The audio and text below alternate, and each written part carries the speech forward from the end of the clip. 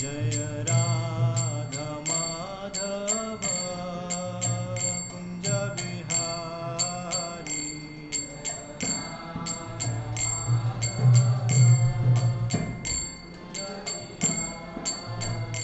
जय गोपी जन वल्लभ गिरिवरधारी।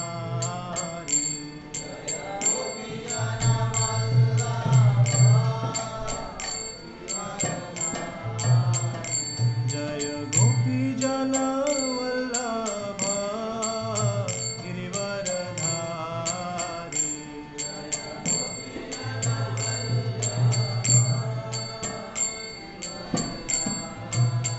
यशोदानंदन व्रज जन रंजन।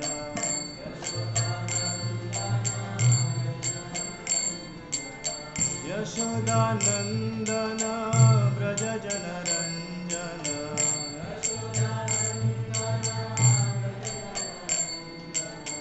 यमुना तीरावनचारी।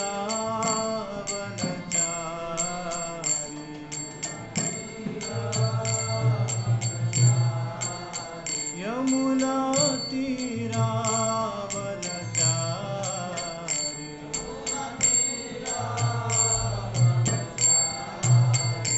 जय राधा माधव कुंज बिहारी।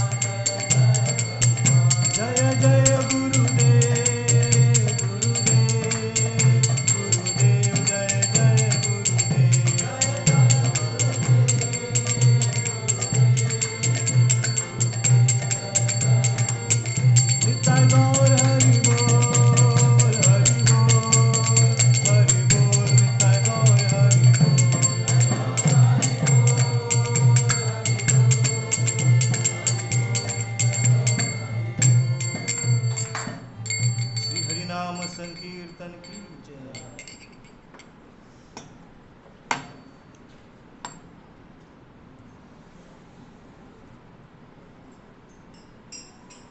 ओम नमो भगवते वासुदेवाय। ओम नमो भगवते वासुदेवाय। ओम नमो भगवते वासुदेवाय। नारायणं नमस्कृत्य नरं चैव नरोत्तमं देवीं सरस्वतीं व्यासं ततो जयमुदीरये। नष्टप्रायेषु अभद्रेषु नित्यं भागवत सेवया भगवती उत्तम श्लोके भक्तिर्भवति नैष्टकी। कृष्णाय वासुदेवाय देवकी नंदनाय च नंदगोपकुमाराय गोविंदाय नमो नमः। हरे कृष्ण। तो आप सभी का आज के इस प्रातःकालीन भागवत कक्षा में मैं अंतर्राष्ट्रीय कृष्ण भावनामृत संघ के संस्थापक आचार्य श्रील प्रभुपाद की ओर से आपका हार्दिक स्वागत करता हूँ। वैसे तो मेरी कोई योग्यता नहीं है यहाँ पर बैठने की, परंतु इस ग्रेस श्याम रसिक प्रभु जी ने मुझे सेवा दी है, तो उनसे मैं व्हाट्सएप पे चैट कर रहा था, तो सोचा कि बहुत दिन हो गए प्रभु जी से मिला नहीं, तो मैंने कहा कि मैं आपसे मिलने के लिए आता हूँ। तो मुझे ध्यान नहीं था कि शनिवार को क्लास है, तो मैंने सोचा कि फ्राइडे को क्लास है, तो मैंने कहा प्रभु जी से मैं फ्राइडे को आता हूँ आपसे मिलने के लिए। तो प्रभु जी ने कहा कि क्लास तो सैटरडे रहता है। मैंने कहा ओके मैं आ जाता हूँ। तो प्रभु जी कहने लगे कि आप आ जाओ, लेकिन रुकने के लिए आ जाओ और नेक्स्ट डे आपको भागवतम देना है। तो मैं तो डर गया। तो पहली बार मैं भागवतम दे रहा हूँ। वैसे तो कभी कभी सावटे में हम सत्संग लेते हैं, लेकिन भागवतम में पहली बार दे रहा हूँ। तो मना नहीं कर पाया प्रभु जी को। कभी कोई सेवा देते हैं तो उसे मना नहीं करना चाहिए। तो आप सभी का आशीर्वाद चाहता हूँ कि आप आशीर्वाद दें और मैं इन भगवान के वचनों को आपके सामने यथारूप प्रस्तुत करूँ। हरे कृष्ण। तो आज हम पढ़ेंगे श्रीमद् भागवत के पहले स्कंद का 10वां अध्याय, उसमें से 14वां श्लोक। आप मेरे पीछे दोहरा सकते हैं। न्यरुन्धन उद्गलत् बाष्पम् औत्कण्ठ्यात् देवकी सुते निर्याति अगरान् अभद्रम् इति स्यात् बान्धव स्त्रियः। न्यरुन्धन् उद्गलत् बाष्पम् औत्कण्ठ्यात् देवकी सुते निर्याति अगरान् अभद्रम् इति स्यात् बान्धव स्त्रियः।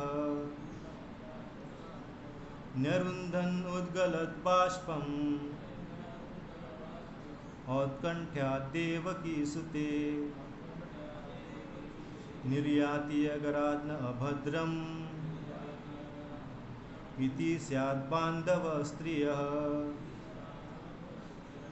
तो आप में से कोई पढ़ना चाहेगा? नहीं ना? तो इसका वर्ड टू वर्ड हम मीनिंग देखेंगे।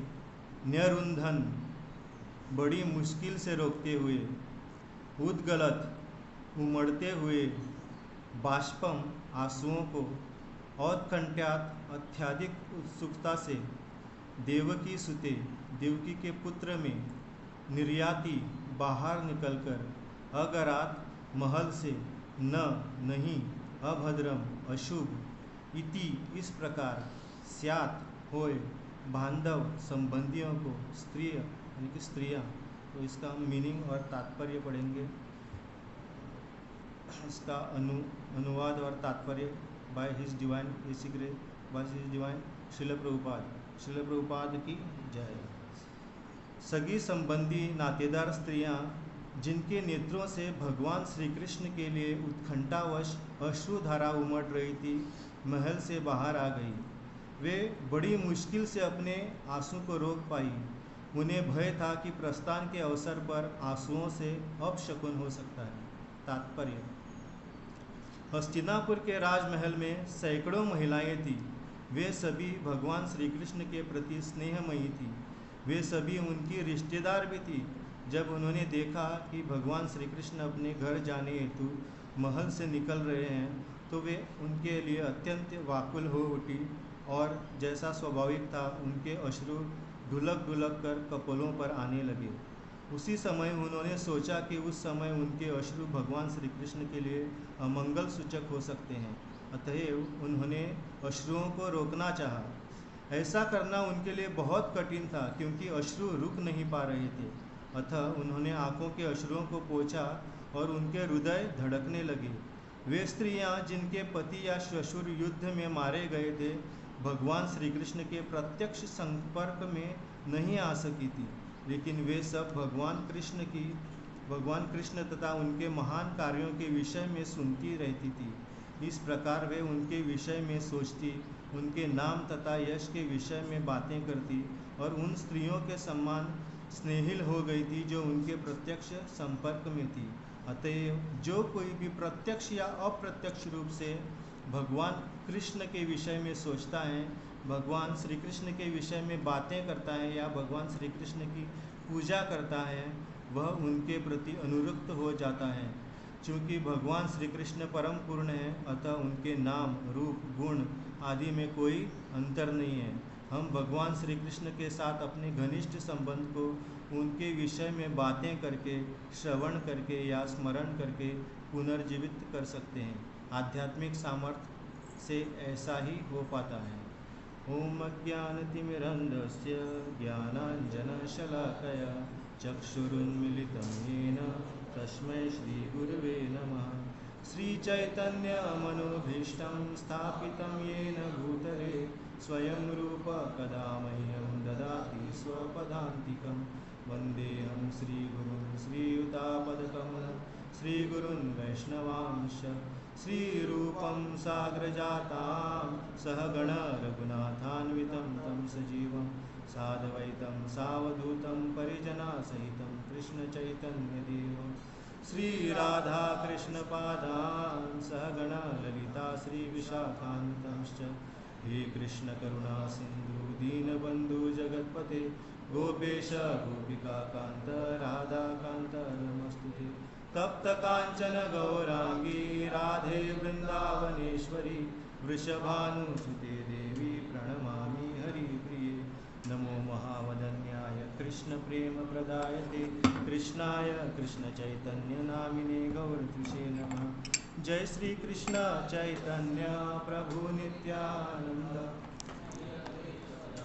श्रीवासादि गौर भक्तवृंद।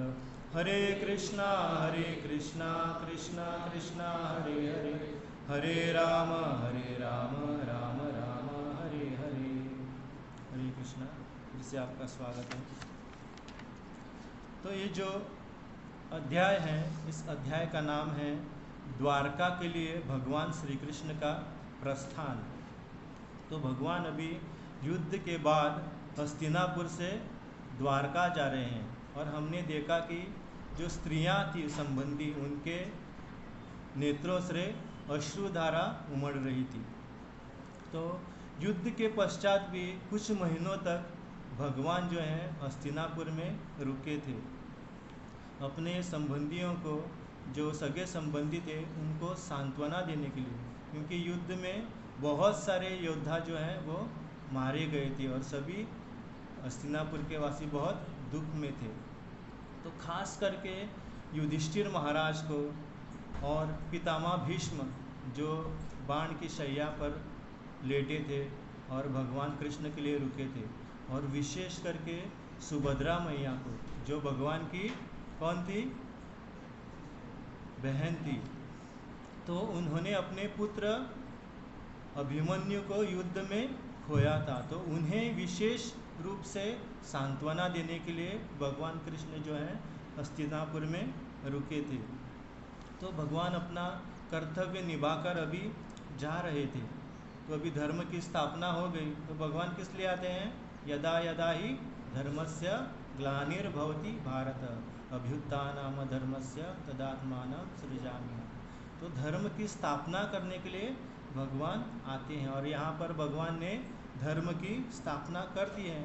युधिष्ठिर महाराज को कहाँ पर बिठाया है? हाँ, सिंहासन पर। कौन सा सिंहासन है वो? वास्को का, गोवा का नहीं, तो पूरे हस्तिनापुर का ही नहीं, पूरे भारतवर्ष का राजा थे वो। तो उनको अपना साम्राज्य देकर अभी भगवान जा रहे थे। लेकिन भगवान का वियोग सह पाना उन सबके लिए बहुत ही कठिन था, क्योंकि वो भगवान से बहुत प्रेम करते थे।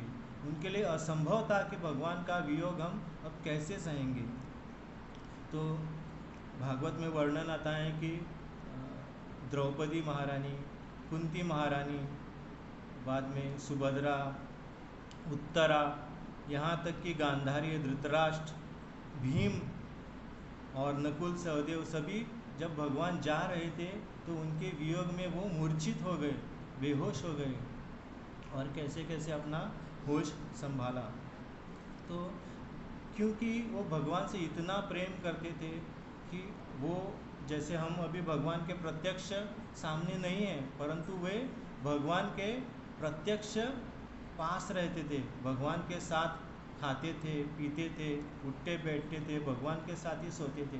तो इतना आदान प्रदान होता था, इतना प्रेम था उन्हें भगवान पर, इसलिए उनका हृदय जो है भगवान का वियोग सह नहीं पाया और वे मूर्छित हो गए। और यहाँ पर हम देख रहे हैं कि भगवान की जो सगी संबंधियाँ स्त्रियाँ थी, वो भी अपने आँखों से क्या बहा रही थी? अश्रुधारा बह रही थी। तो अपने आंसुओं को रोकने का प्रयास कर रही थी, क्योंकि वो क्या सोच रही थी कि अगर हम इस वक्त अभी आंसू बहाएंगे तो क्या होगा? अभद्र यानी क्या होगा? अपशकुन होगा। तो क्या भगवान के लिए कोई अपशकुन होता है क्या? भगवान तो स्वयं भगवान है, सभी अभद्रों को भद्र करने वाले, सभी अभद्र को मंगलमय करने वाले भगवान हैं। लेकिन उनके प्रेम के कारण, प्रेम के वश में वो सोच रहे थे कि अभी क्या हो सकता है, अभी हम अगर अश्रु बहाएंगे तो अपशकुन हो सकता है। जैसे हमारे घर में भी कोई आता है तो उनको विदा करते समय हमें रोना नहीं चाहिए, क्योंकि अपशकुन हो सकता है। उसी तरह ये स्त्रियां भी ऐसा ही सोच रही थी, और बहुत प्रेम के कारण सभी रो रहे थे। तो ऐसा नहीं है कि हस्तिनापुर में अभी जैसे हम देखते हैं कि अयोध्या में श्री राम जब वापस आते हैं तो अयोध्या फिर से सुख समृद्धि से भर जाती है, उसी तरह अभी हस्तिनापुर भी पूरे सुख समृद्धि में भर जाता है।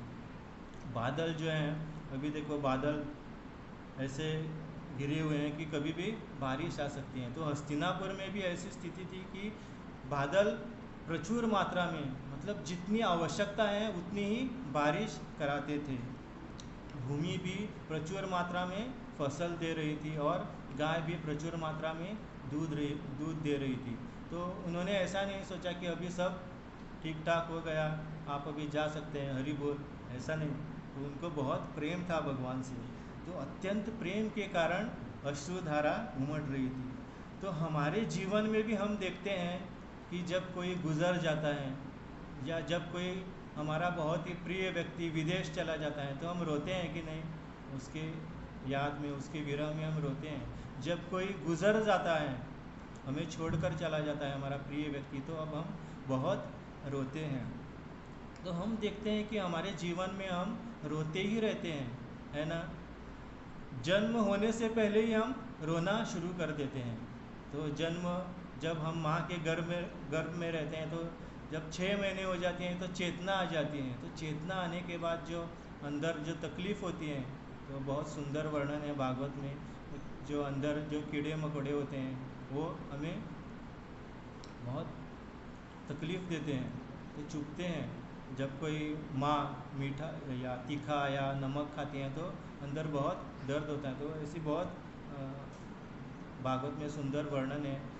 तो चेतना आने के बाद गर्भ में ही जो शिशु हैं, जीव हैं, वो रोने लगता है और भगवान से प्रार्थना करता है कि मुझे इस मुश्किल वक्त से, मुझे इस कठोर जो पैक गर्भ में हम रहते हैं ना, वहाँ से बाहर निकालो करके भगवान से प्रार्थना करता है। तो अंदर ही चालू हो जाता है रोना।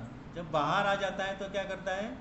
हंसता है, फिर से रोता है। तो बाद में माँ के दूध के लिए रोता है ना।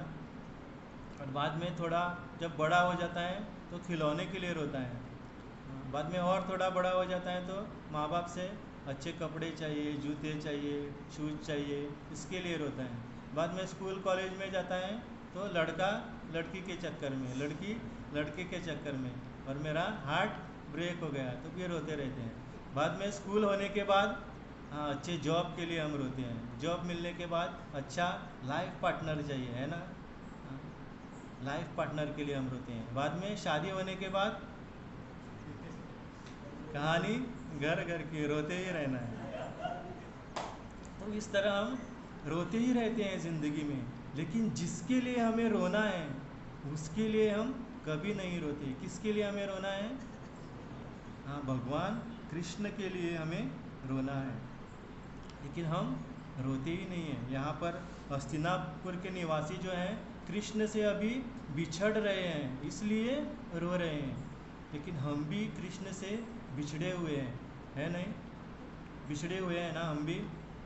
तो कितने युगों से हम भगवान से बिछड़ गए हैं, कितने जन्म जन्म हो गए हैं हम भगवान से बिछड़े हुए हैं, लेकिन हमें रोना ही नहीं आता। लेकिन यहाँ पर अश्रुओं की धारा बह रही है। हमें भगवान के लिए रोना चाहिए, लेकिन हमें रोना ही नहीं आता है। वैसे देखा जाए तो भगवान कण कण में है, फिर क्यों रोना है? आचार्यगण बताते हैं कि हमें भगवान को अगर प्राप्त करना है तो हमारी आँखों से अश्रु आने चाहिए। भगवान के लिए हमें रोना है, क्योंकि भगवान हमसे बहुत दूर हैं, भगवान को हम भूल चुके हैं। लेकिन शास्त्र ये भी बताता है कि भगवान हर जगह पे हैं। तो भगवान हमसे दूर कहाँ पर हैं?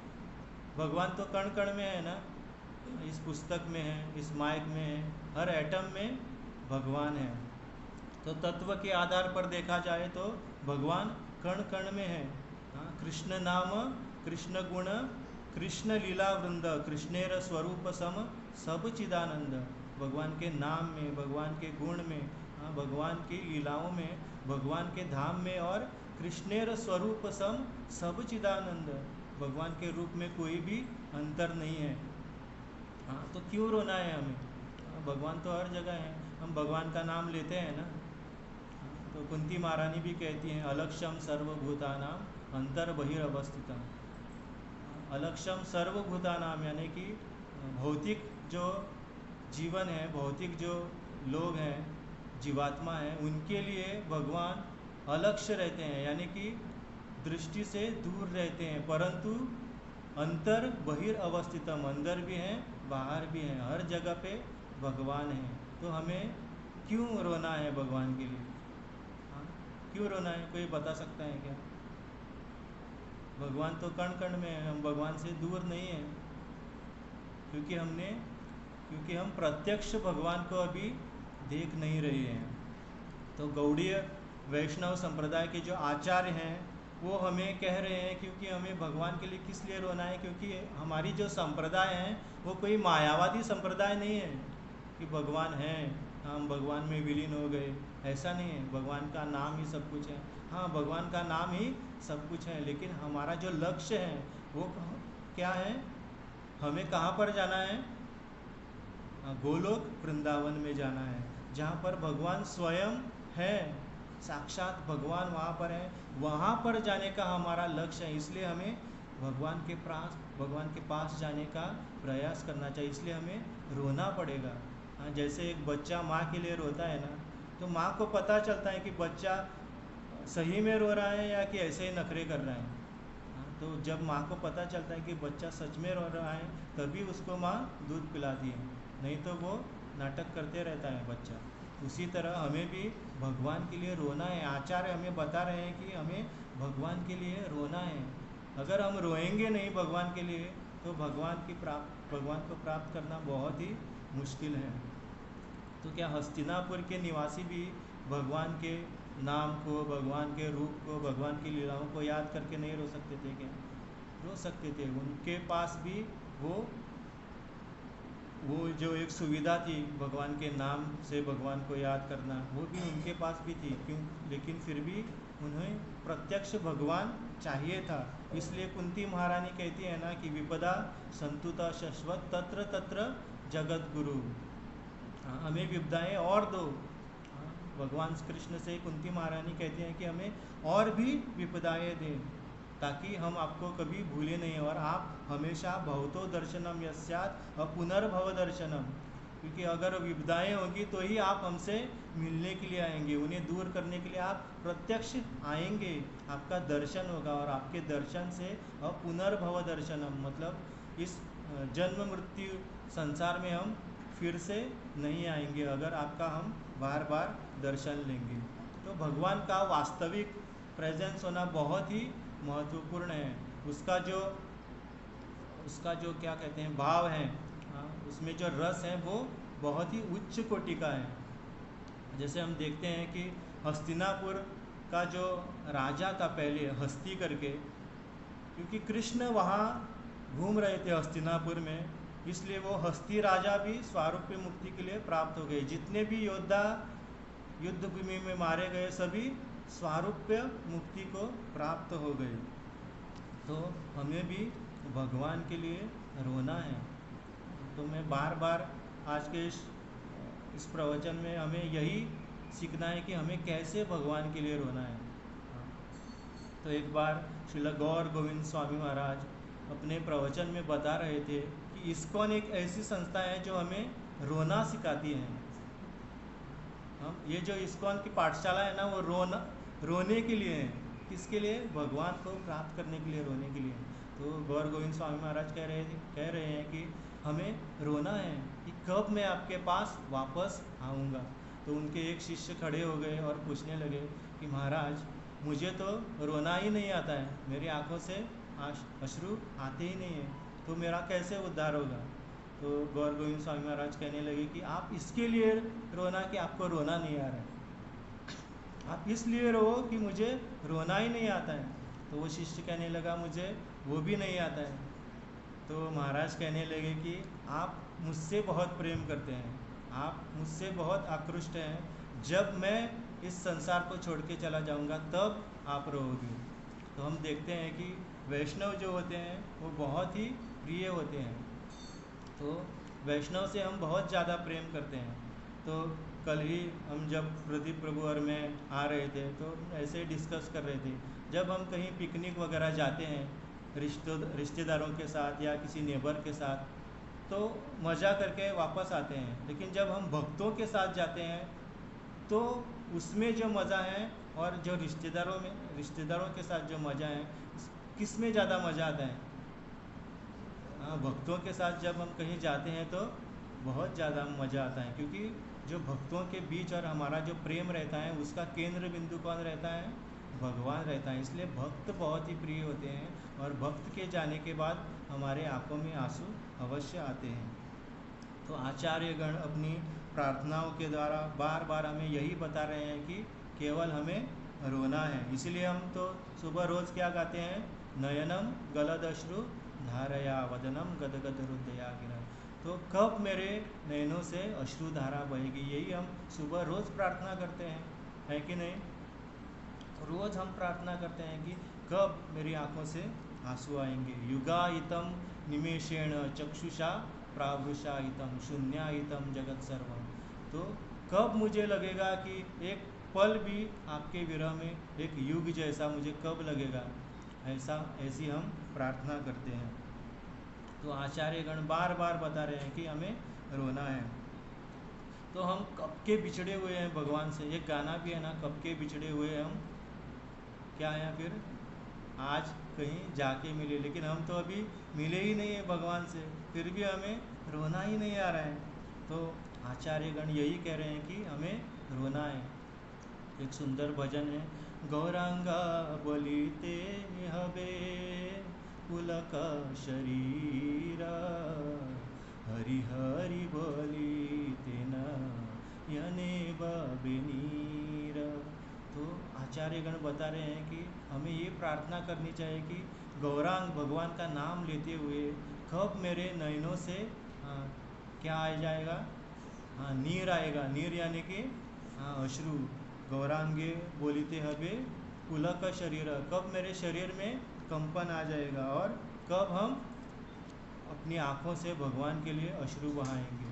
तो कब हम प्रत्यक्ष भगवान के पास जाएंगे, ऐसा शुभ दिन कब आएगा, ऐसे आचार्य हमें प्रार्थना के माध्यम से बता रहे हैं। हरि हरि कबे मोर होइबे सुदीन, भजिबो श्री राधा कृष्णा हाय प्रेम दीन। तो ऐसा शुभ दिन, हरि हरि कबे मोर होइबे सुदीन, सुदीन यानी शुभ दिन कब आएगा, जब मैं प्रेम से भगवान राधा कृष्ण की अश्रुधारा बहाकर पूजा करूँगा, प्रत्यक्ष वहाँ पर जाकर। तो ना जाने कितने युगों से हम भटक रहे हैं, लेकिन हमें भगवान को, हम इतने भगवान को भूल गए हैं कि हमें भगवान की याद ही नहीं आ रही है। हम कभी पहले फिल्म देखते थे, कुछ वक्त अभी भी देखते रहेंगे, कुछ होता है ना कभी कभी। हाँ, आज एक बहुत साल हो गए हमने देखा नहीं। फिल्मों में हम देखते हैं कि याददाश्त चली जाती है। देखो, ऐसे मैंने असल ज़िंदगी में कभी नहीं देखा कि आप लोगों ने देखा कि पता नहीं, याददाश्त देखो चली जाती है ना इंसान की, तो सब कुछ भूल जाता है। मैं कौन हूँ, अपने माँ बाप से पूछता है ये कौन है, पत्नी को भूल जाता है, बच्चे को भूल जाता है। ऐसा टीवी सीरियल में या मूवी में होता रहेगा, तो वास्तव तो हमने देखा नहीं है। कोमा में गया तो भूल जाता है, लेकिन ऐसा मैंने कभी देखा नहीं है। लेकिन व्यक्ति की याददाश्त चली जाती है, उसी तरह हम भी भगवान को भूल गए, हमारी याददाश्त चली गई है। हमको भगवान के साथ जो हमारा संबंध था वो हम भूल गए। हमें याद दिलाने पर भी हमको याद ही नहीं आ रहा है। हमको आचार्यगण याद दिला रहे हैं कि हम, हमारा भगवान के साथ शाश्वत संबंध है, फिर भी हम भगवान को भूल रहे हैं। हम इसी संसार में सुखी रहने का प्रयास कर रहे हैं। बड़े से बड़ा घर, बड़ी सी बड़ी गाड़ी, अच्छी बीवी, सुंदर बीवी या हैंडसम पति, अच्छे बच्चे, लेकिन बच्चे अच्छे रहते ही नहीं। अच्छे बच्चे रहते हैं लेकिन शुरुआत में क्या, बहुत नटखट रहते हैं, मस्ती करते हैं। तो इसी संसार में रहकर कैसे अधिक से अधिक सुख हम प्राप्त करेंगे, इसी प्रयास में हम रहते हैं और भगवान को हम पूरी तरह से भूल जाते हैं। तो आचार्य बार बार कह रहे हैं कि हमें इस संसार को भूल जाना है, इस संसार की मोह माया को भूल जाना है। और आचार्यगण यही याद दिलाने के लिए बार बार आते हैं। तो कबे मोर निताय चंद्र करुणा होइबे, संसार वासना मोर कबे तुच्छ हबे। कबे मोर, ये संसार की वासना है, संसार को भोग करने की इच्छा तुच्छ मुझे कब लगेगी, यही आचार्यगण हमें प्रार्थना के द्वारा बताते हैं। जैसे हम देखते हैं इस संसार में, ये तो मैंने देखा है कि बहुत सारे जो बच्चे होते हैं, माँ बाप उन्हें अच्छी पढ़ाई कराते हैं, अच्छा जॉब दिलाते हैं। तो विदेश में जब बच्चे जाते हैं तो कुछ बच्चे ऐसे होते हैं जो वापस कभी भारत में अपने माँ बाप के पास नहीं आते हैं। तो माँ बाप को देखो कितना दुख होता रहेगा। कुछ तो बच्चे होते हैं जो माँ बाप मरने के बाद आते हैं और बीच में कभी आते ही नहीं हैं। और कुछ ऐसे बच्चे होते हैं जो माँ बाप मरने के बाद भी नहीं आते हैं। ऐसा तो मैंने देखा है। आपने किसी ने देखा है ऐसा? हाँ, देखा है ना। तो हमारी भी स्थिति उसी तरह है। भगवान हमें बुला रहे हैं लेकिन हम इसी संसार में, बहुत बड़ा घर, बहुत बड़ी गाड़ी, हमको इस संसार में ही सुख चाहिए, हम भगवान के पास जाने का सोच ही नहीं रहे। तो देखो भगवान को कितना दुख होता रहेगा। भगवान हमारे शाश्वत माता पिता हैं, राधा कृष्ण शाश्वत माता पिता हैं। वो हमसे इतना प्रेम करते हैं कि ये जो संसार का प्रेम जो है उसके सामने कुछ भी नहीं है। इतना प्रेम करते हैं, भगवान हमें अपने पास बुला रहे हैं, लेकिन हम भगवान के पास जाने का सोच ही नहीं रहे हैं। हम यहीं पर ज़्यादा से ज़्यादा खुशी ढूंढ रहे हैं। तो भगवान को देखो कितना दुख होता रहेगा। तो कुछ दिन पहले मैं परम पूज्य राधानाथ स्वामी महाराज का प्रवचन सुन रहा था। तो महाराज बता रहे हैं कि जो धरती माँ है, वो जब पृथ्वी पर, इस धरती पर ही अत्याचार होता है, असुरों द्वारा अत्याचार जब बढ़ जाता है, तो उन्हें बहुत ही तकलीफ़ होती है। क्योंकि धरती माँ कह रहे हैं कि ये जो जीवात्मा है इस धरती पर ही उत्पन्न हुए हैं, और इसलिए वे सब मेरे बच्चे हैं। इसलिए उनके दुख को दूर करने के लिए वो गाय का रूप धारण करके कहाँ पर चली जाती हैं? ब्रह्मा जी के पास चली जाती हैं। और ब्रह्मा जी कहाँ पर लेके जाते हैं? कहाँ पर लेके जाते हैं? विष्णु जी के पास लेके जाते हैं। तो बहुत प्रेम करती हैं। ऐसा नहीं कि एक बच्चा है तो दूसरे बच्चों से प्रेम। हमारे जीवन में भी हम देखते हैं कि मान लीजिए कि किसी के 2 बच्चे हैं और तीसरा बच्चा हो गया, तो क्या पहले बच्चों को हम कम प्रेम करते हैं क्या? नहीं ना। उसी तरह धरती माता अपने सारे बच्चों से प्रेम करती हैं। तो सोचिए कि भगवान कृष्ण और श्रीमती राधा रानी हमसे कितना प्रेम करती होगी।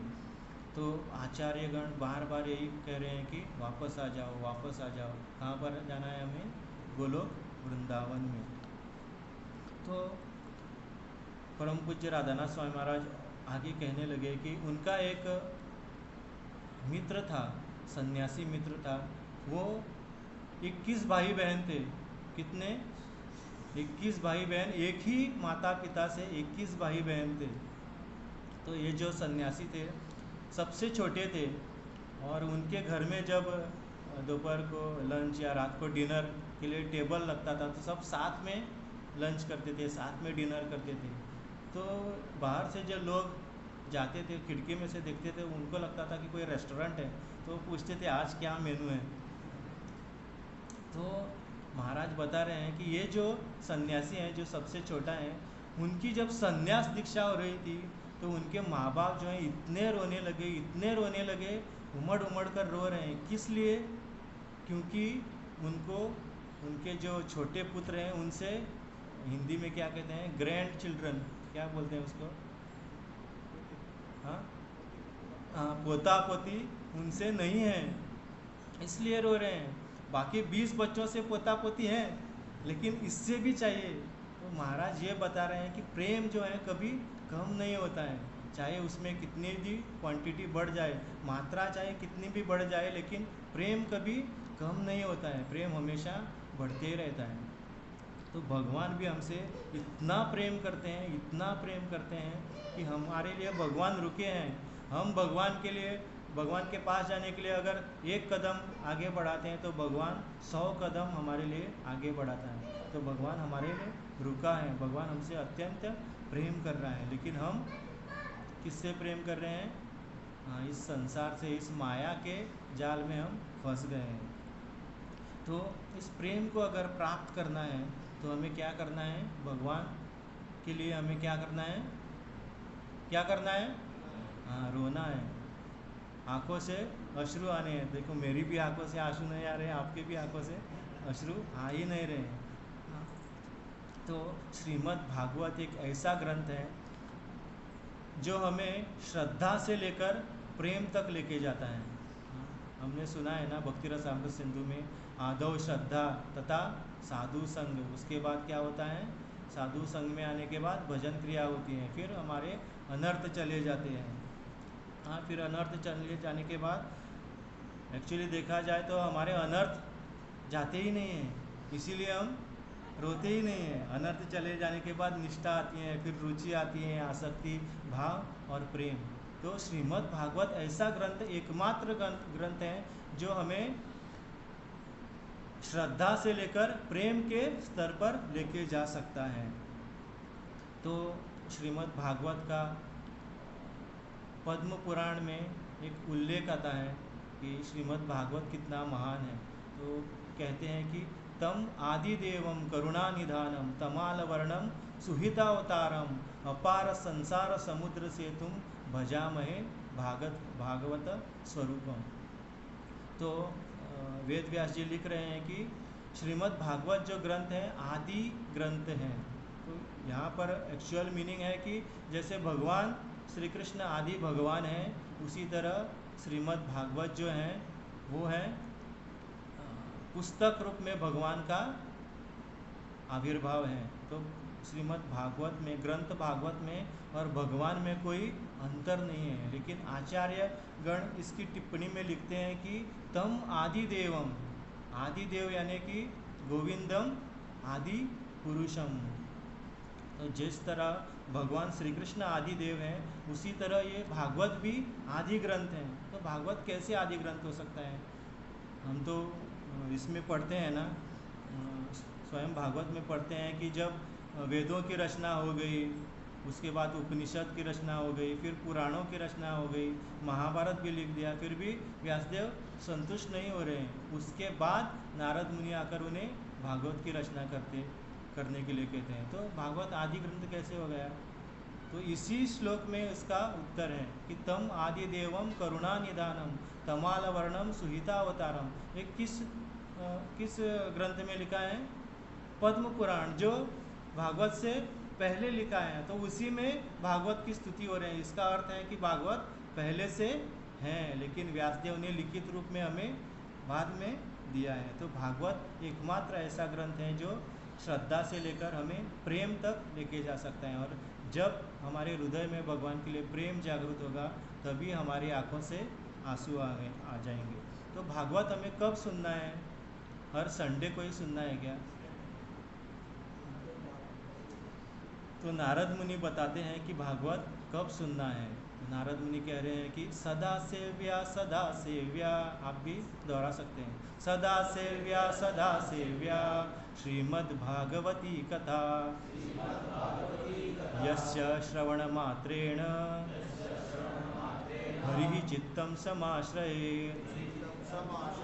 नारद मुनि कह रहे हैं कि हर संडे को सुनो, ऐसा कह रहे हैं नहीं ना? तो सदा सेव्या श्रीमद् भागवती कथा में सदा श्रीमद् भागवत का श्रवण करना है, सुनना है, पढ़ना है। हाँ, भागवत क्लास ख़त्म होने के बाद भी जाके हमें घर में अगर टाइम मिलता है तो कम से कम दिन में 1 घंटा भागवत पढ़ना है। अगर 1 घंटा नहीं हो रहा है तो आधा घंटा पढ़ना है, आधा घंटा नहीं तो 20 मिनट, 15 मिनट, 10 मिनट, कम से कम 5 मिनट तो पढ़ना ही है।